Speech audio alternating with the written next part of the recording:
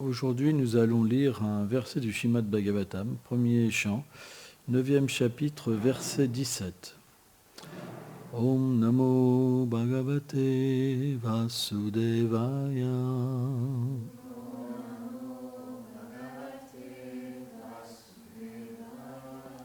Om Namo Bhagavate Vasudevaya.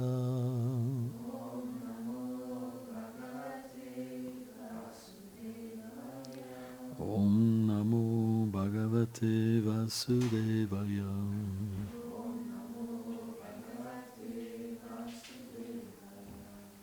Tasman Hidam Devam Tantram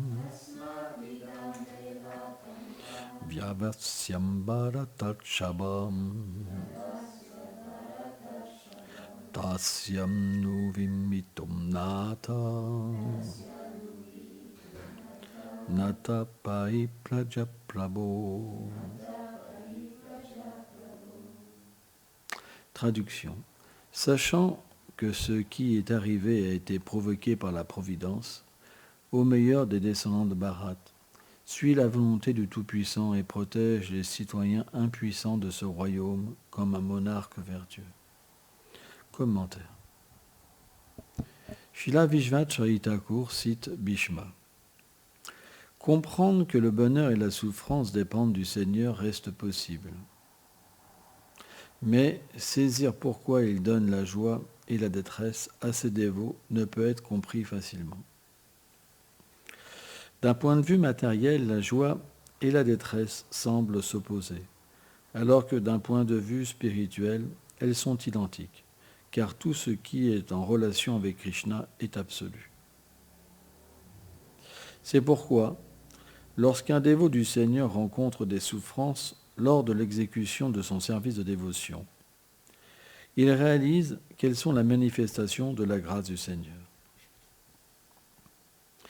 Ayant compris cela, il faut suivre la volonté de Krishna, protéger les citoyens qui sont sans défense et sans guide pour les conduire au Seigneur.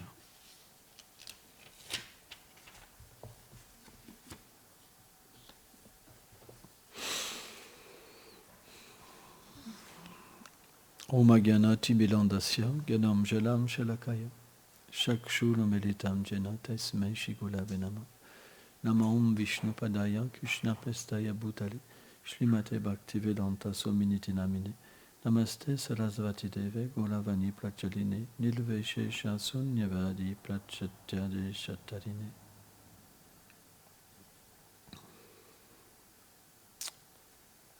Srila Vishvacharya Thakur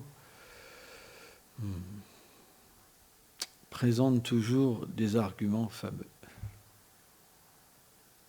Un point de vue facile à comprendre et un point de vue difficile à comprendre. Quel est le point de vue facile à comprendre? Pour des êtres vertueux, on va dire. Que le Seigneur est dans le cœur de tous les êtres et qu'il dispense à chacun le fruit de leurs actes. Pourquoi ? Parce que lorsque l'être vivant désire agir indépendamment de sa constitution, on va dire, et de sa relation avec le Seigneur, donc il doit prendre les résultats de ses actes. Mauvais, on ne suit aucune loi divine. C'est ce qu'on appelle l'acte impie. Et lorsque l'acte est dit vertueux, qu'il donne des bons fruits, c'est qu'on suit des écritures religieuses.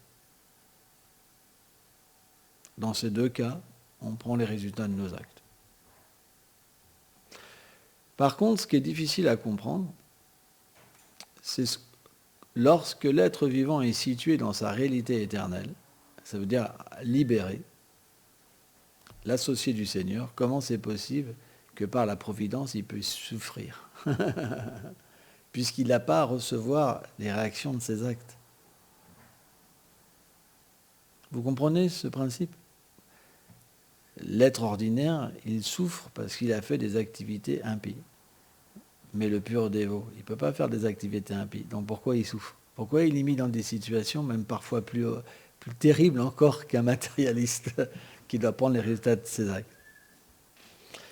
Donc c'est difficile à comprendre. C'est pourquoi cette difficulté, elle ne peut être dépassée que par l'avancement spirituel. Ainsi, les gens qui n'ont pas assez d'avancement spirituel, quand ils voient les Pandavas souffrir, la reine Kunti, ils disent « ça c'est pas pour moi ». Et ils délaissent la voie du service de dévotion, en pensant même que c'est inférieur que l'atteinte du paradis, etc., etc. Mais la réalité, c'est que quand le Seigneur se manifeste dans le monde matériel, à des intervalles réguliers, il vient naturellement avec ses dévots, parce que le Seigneur n'est jamais seul. Il est toujours avec ses dévots. Et dans ces divertissements, il peut avoir ce qu'on appelle une apparence de malheur. Mais en fait, les dévots du Seigneur ne goûtent que de la félicité, même dans le malheur. Ce n'est pas un malheur matériel, c'est un malheur spirituel. Par exemple, quand Krishna quitte Vrindavan pour aller à Mathura, à Dwarka, il laisse derrière lui ses associés et ils sont plongés dans une grande souffrance. Mais pourquoi ? Parce que cette souffrance, elle a un bonheur incommensurable. C'est que dans cette séparation, les dévots peuvent encore plus goûter Krishna par le souvenir. Ils sont plus proches de Krishna dans cette séparation. Donc le Seigneur crée cette scène volontairement pour qu'ils puissent goûter un bonheur supérieur. Donc, pour l'être normal, conditionné, on va dire, la souffrance, c'est pas une bonne chose. Donc quand on connaît que la souffrance matérielle, mais qu'on ne comprend pas ce qu'est la souffrance spirituelle, alors c'est pas acceptable. Et donc à partir de là, les divertissements du Seigneur ne sont pas accessibles et sont rejetés.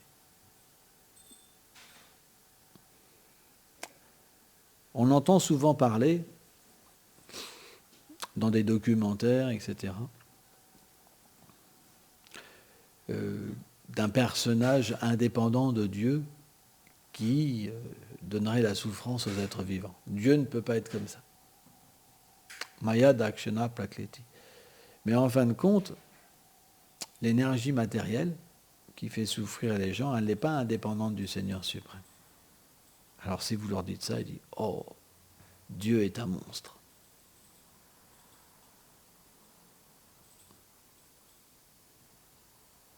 Vrai ou pas ? Dieu est un monstre.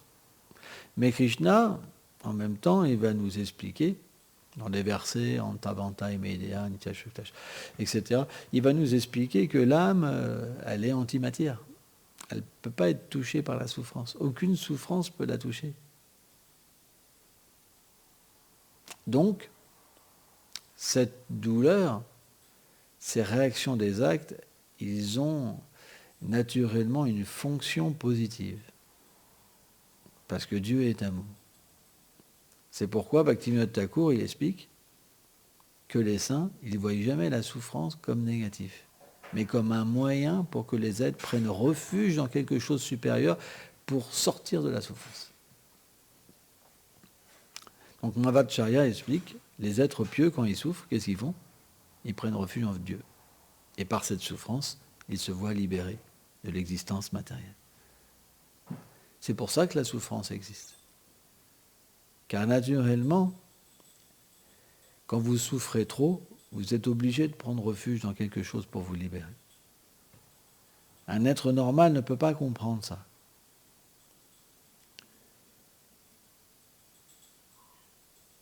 Pourquoi ? Parce que la conception de la souffrance, c'est quelque chose qui lui procure une insatisfaction. Mais pourtant, quand il souffre, il prend refuge. Parce que la foi en Dieu est innée. Moi, je me rappelle, par exemple, Un jour, j'ai rencontré un problème et j'ai prié. J'avais jamais prié de ma vie, mais quand la mort est très proche et qu'on se retrouve tout petit, qu'est-ce qu'on fait? On a ce réflexe de prier.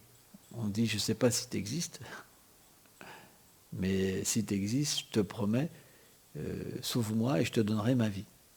J'ai fait ça. C'est vrai. Je me rappelle un jour, j'étais à Royan, j'avais été avec des amis en vacances. Et je me suis fait emporter par une vague. Parce que ça s'appelait une lame de fond. C'est la côte sauvage, je ne me rappelle plus comment ça s'appelait. Mais alors, ça m'avait emporté tellement loin que je voyais mes amis tout petits, tout petits. Et là, je me suis dit, je ne pourrais jamais revenir. Parce que je nageais super mal en plus. Comme une pierre, tu vois. Et puis j'essayais d'aller à contre-courant, j'étais claqué, j'étais mort, quoi. Donc je me suis dit, aïe, c'est fini, je ne sais pas ce qui va se passer. Mais j'étais vraiment loin, hein. J'étais super loin. Et ils m'appelaient, j'entendais à peine leur voix, tu vois. Hé, reviens, tu vois. Et j'entendais, il va se noyer. Tu vois. Ils ne pouvaient pas aller me chercher de toute façon. Et puis comme c'était une plage sauvage, il n'y avait pas de garde. Et je pense que j'ai dû prier, hein. Et à ce moment-là, il y a une autre vague qui est venue me ramener sur la mer.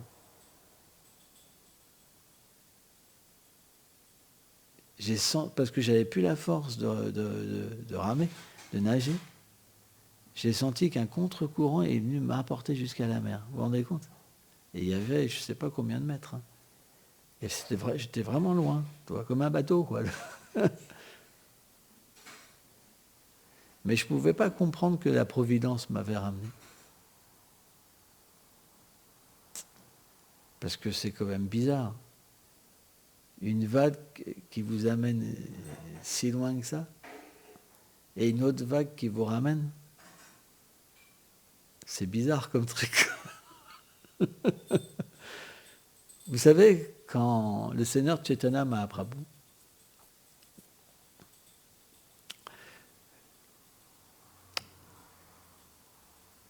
quand ses associés ont fait son abhishek, après il a appelé différents associés, il leur a dit, tu te rappelles quand j'ai fait ça pour toi, quand j'ai fait ça pour toi, quand j'ai fait ça pour toi. Et on peut comprendre que le Seigneur est vraiment tout-puissant. Il peut protéger ses dévots, parce qu'il sait quand quelqu'un sera son dévot. Et moi, je sais qu'à un moment dans ma vie spirituelle, j'ai analysé tout ce que j'avais fait. Et j'ai fait une tonne de bêtises. Parce que comme j'étais dans un gang, je me suis retrouvé dans des centaines de bagarres, mais des trucs féroces, hein. Et j'ai presque jamais pris le coup. Et je me suis dit, mais c'est quand même bizarre, quoi, quelque part. J'ai eu peut-être une dent cassée, un œil au bord noir, quoi, et peut-être une fracture de la main, ou plusieurs de la main. Mais comparé à toutes les choses mauvaises que j'ai faites et horribles, c'est rien. Et quand je suis devenu dévot, j'ai pu voir comment Krishna m'a accompagné tout le temps. En fait, il ne m'avait jamais abandonné. Même dans cette situation-là, j'ai réalisé ça. Parce que quand en fait ma dévotion pour Dieu s'est manifestée, elle s'est manifestée contre mon gré. J'ai jamais demandé à être un dévot, j'ai jamais demandé à croire. Ça s'est éveillé en moi. Et j'étais dans des situations, je me rappelle, j'étais dans des situations où j'étais en extase, alors que j'étais avec un look terrible, entouré de gens féroces. Et des fois, je ne comprenais pas ce qui m'arrivait. Je devenais bon, je devenais complet. Je me détachais de cette coque, quoi, qui était mon rapport avec ce monde. Toi. Et graduellement, j'étais obligé d'abandonner cette vie, quoi, pour devenir un dévot. Mais j'ai rien demandé. J'ai rien demandé, ça m'a été imposé. Je peux vous le dire, hein, je n'ai rien demandé. J'ai changé de vie du jour au lendemain. J'ai prié une fois, j'ai arrêté de boire de l'alcool, fumer de la drogue, même la vie sexuelle, tout arrêté. Devenu végétarien, je ne savais même pas ce que c'était le végétarisme. Pour vous dire. Quoi, j'en avais entendu parler, mais j'étais même pas végétarien. Et je me suis retrouvé à prier, à m'immerger dans la méditation. Puis après, j'ai rencontré les dévots de Krishna. J'ai pas pu faire lutter contre ça. Et puis après, toute cette réalisation qui est venue en moi, sans que j'aie demandé quoi que ce soit, sans même être initié, rien du tout. Et c'est là que j'ai compris que Krishna savait déjà que j'étais son dévot. C'est pour ça, quand j'ai revu cette histoire avec la mère, là, je me suis dit, c'est Krishna qui m'a protégé. Toutes ces histoires de violence, c'est Krishna qui m'a protégé. J'aurais dû aller en prison pour toute ma vie, pour des vies même. Et pourtant, j'ai même pas été en prison. Donc, automatiquement, on peut comprendre que parfois, Krishna, il met ses dévots dans des situations extrêmes, de souffrance, ou aussi des situations où tous les gens vous rejettent, vous critiquent. Mais un dévot, ça ne l'affecte jamais. Ça n'affecte pas sa foi. Parce que sa foi, elle est réalisée. Elle n'est pas intellectuelle. Peu importe comment Krishna le plonge, ça ne bouge pas sa nature. Elle ne peut pas bouger. C'est une foi différente qu'une foi religieuse.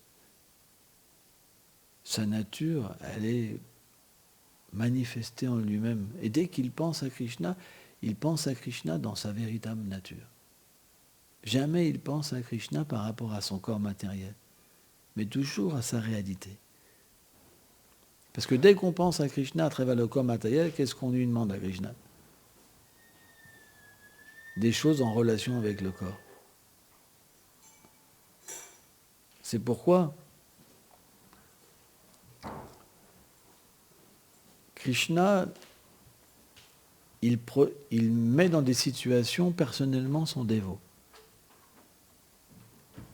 Et à l'autre sorte de personne, il lui donne le résultat de ses actes. Mais c'est des situations qui sont complètement différentes.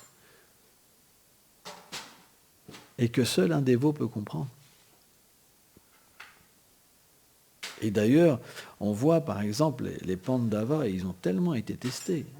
Mais attendez, c'est des tests incommensurables. Et pourtant, jamais leur foi n'a vacillé. Pourquoi? Parce que ce n'est pas intellectuel. C'est leur être même, leur foi. C'est pourquoi c'est difficile pour les êtres vivants de comprendre comment le Seigneur met dans des situations ses dévots. Regardez Jagai et Madai, par exemple. Jagai et Madai, ils ont fait des trucs terribles. Ils ont tué des gens, violé des femmes, mangé de la viande, bu de l'alcool. C'était des personnages vraiment féroces. Très féroces. Et pourtant, c'était des associés du Seigneur, éternellement, Jai et Vijay. Vous vous rendez compte? C'est pourquoi c'est difficile à comprendre. Pourquoi le Seigneur fait ça? Pour enseigner.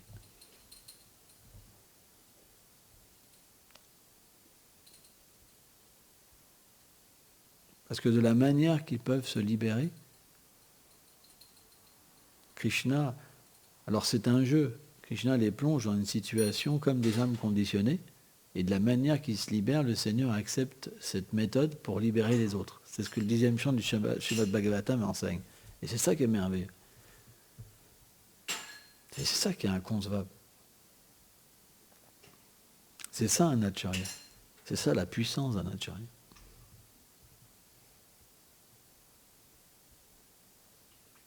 C'est pourquoi Krishna envoie dans ce monde différentes sortes de personnes. Il y a des exemples de dévots qui ont été des bandits. Hein, c'est vrai. C'est Valmiki, il ne pouvait même pas prononcer le nom de Ram. Mala. Donc son gourou lui a enseigné de chanter Mala, Mala, Mala à l'envers, Ram à l'envers, et puis à un moment il pouvait chanter. Il avait tellement accompli d'activités pécheresses qu'il ne pouvait même pas prononcer le nom du Seigneur. Parce que quand on a accompli trop d'activités pécheresses, on ne peut pas prononcer le nom du Seigneur. Donc son gourou, tellement miséricordieux, il avait dit chante le nom de Mala, Mala, Mala, Lam, Lam, Lam, et après Mala, Rama, Rama, et puis il pouvait chanter comme ça. Donc c'est pas des blagues, toutes sortes de personnes naissent dans des situations différentes. C'est pas parce que quelqu'un naît en Inde qu'il est forcément plus parfait qu'un autre. Il peut être plus intellectuellement parfait, avec des apparences. Mais sa bhakti, c'est pas pour ça qu'il a vu le Seigneur suprême.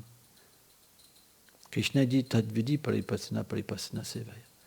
Il faut aller rencontrer celui-là qui a vu Dieu, pas celui-là qui a une apparence, qui est né en Inde, qui n'a jamais mangé de viande, qui est né dans une famille parfaite, sur le dame, ça ne veut rien dire du tout. Je ne veux pas être mauvaise langue, mais j'en ai vu qui n'étaient pas tout clairs. C'est vrai.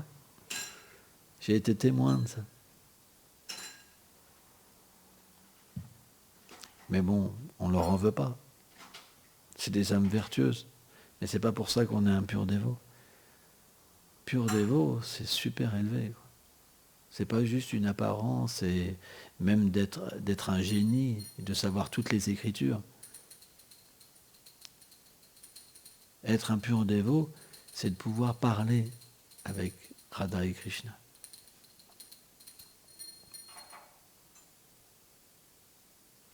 C'est d'avoir sa place dans le monde spirituel. C'est ça un pur dévot. C'est pas une apparence. Je suis indien. Je suis né dans une famille Vaishnave. Mon grand-père était disciple de je sais pas qui. C'est pas ça. C'est pas assez. Parce qu'il peut encore avoir des tricheries. C'est pourquoi on doit véritablement comprendre que le Seigneur peut mettre vraiment n'importe qui dans des situations incroyables. Et c'est ça qui est beau.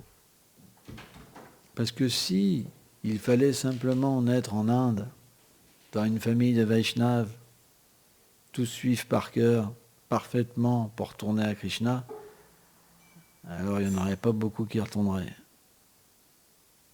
C'est pour ça que ceux qui ont ce genre de gourou, ils pensent jamais qu'ils sont retournés, que personne ne peut retourner à Krishna. C'est vrai. Ils disent, oh, dans la prochaine vie, il pourra avancer. Parce qu'eux-mêmes, ils ne sentent pas qu'ils progressent véritablement. C'est vrai. Ils n'ont pas l'expérience de Prem. Et ça, c'est un problème. Mais lorsque on peut être connecté véritablement avec des associés du Seigneur comme Srila Prabhupada, on peut recevoir cette miséricorde très facilement.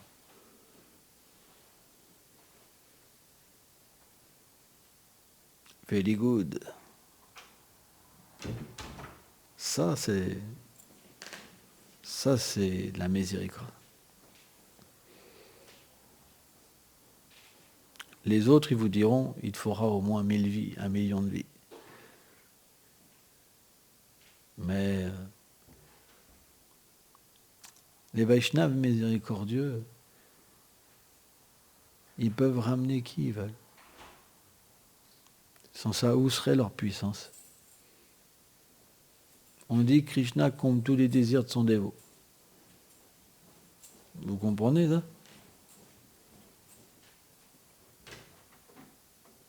Donc, si un Vaishnava ne peut pas vous ramener, même si vous n'êtes pas qualifié, quel est son pouvoir? C'est juste un être ordinaire. Vous comprenez ça? Est-ce que vous comprenez? Si quelqu'un ne peut pas vous ramener,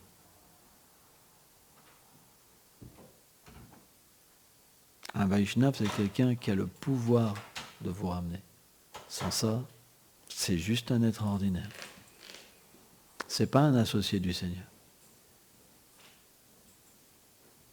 C'est juste une apparence. Quelqu'un qui feigne d'être un associé du Seigneur. C'est pas suffisant de naître sur le Dham. Il faut vraiment avoir cette qualification. C'est pour ça qu'on ne peut pas savoir qui est qui. C'est trompeur la naissance et les apparences. Vraiment trompeur. Et moi j'ai pu voir ça souvent. Et ça fait du mal de voir que parfois on peut se servir de la naissance pour faire croire qu'on est avancé spirituellement. C'est de la tricherie. Et ça existe. Et c'est normal. Parce que c'est difficile de comprendre qui est qualifié ou pas qualifié. Et puis dans un repère de voleurs, tout le monde est pour les voleurs. Ouais, ben si je fais ça, lui il me dira ça, puis après il me dira ci, il me dira ça. C'est tout un regroupement après de voleurs qui se mettent ensemble pour essayer de garder leur réputation. Mais c'est comme ça le monde matériel. Il y a beaucoup de choses comme ça, même dans notre mouvement, c'est comme ça. Ça ne peut pas être autrement, c'est une réalité. Et alors, il faut l'accepter, c'est pas grave. On est dans le monde matériel, tout ne peut pas être pur. Mais il faut dépasser ça. Il ne faut pas s'arrêter à cette chose en devenant comme eux. Il faut dépasser. C'est important. On doit aller au-delà des apparences.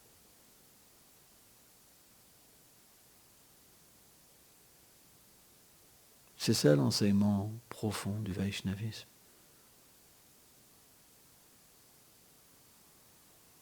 Aller au-delà des apparences. Aller au-delà des règles. Et aller dans une véritable dévotion. Bhaktyamam Janati. C'est cette dévotion que Krishna accepte. Pas ses apparences. Celui qui prêche les apparences, il enlève la miséricorde de Mahaprabhu.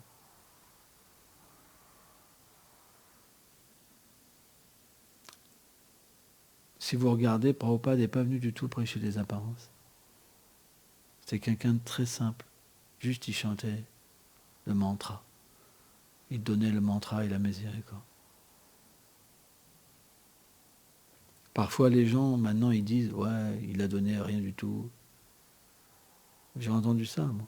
Il y en a qui disent ça maintenant parce qu'ils étudient des livres plus élevés, tu vois, plus intimes. Ils disent « Ouais, Prabhupada, il a juste donné le bal du ciment ». Pour les néophytes. C'est très offensant de parler d'un Vaishnav comme ça. Très offensant. Prabhupada, il est venu sauver les êtres, c'est différent. Et c'est pourquoi qu'on suit l'ancêtre, c'est pour ça que c'est notre maître spirituel. Parce qu'on s'adapte aux êtres vivants. Peu importe si ceux-là, ils nous critiquent, ceux qui sont dans les apparences, on s'en fout.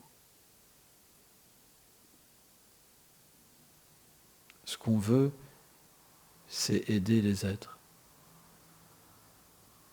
Et on fera tout ce qu'il faut pour cela. C'est pour ça que Prabhupada est avec nous. Parce qu'il a la même mentalité.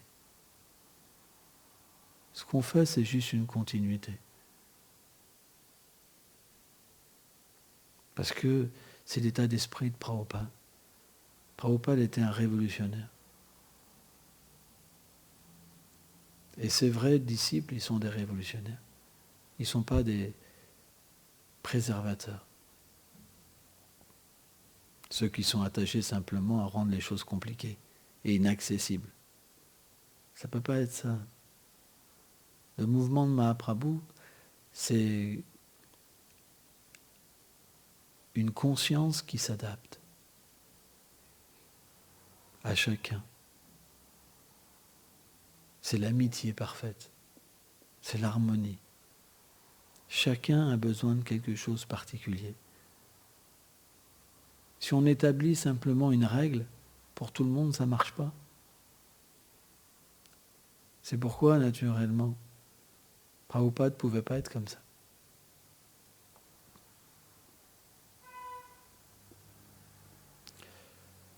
Jai Gaur Premanande.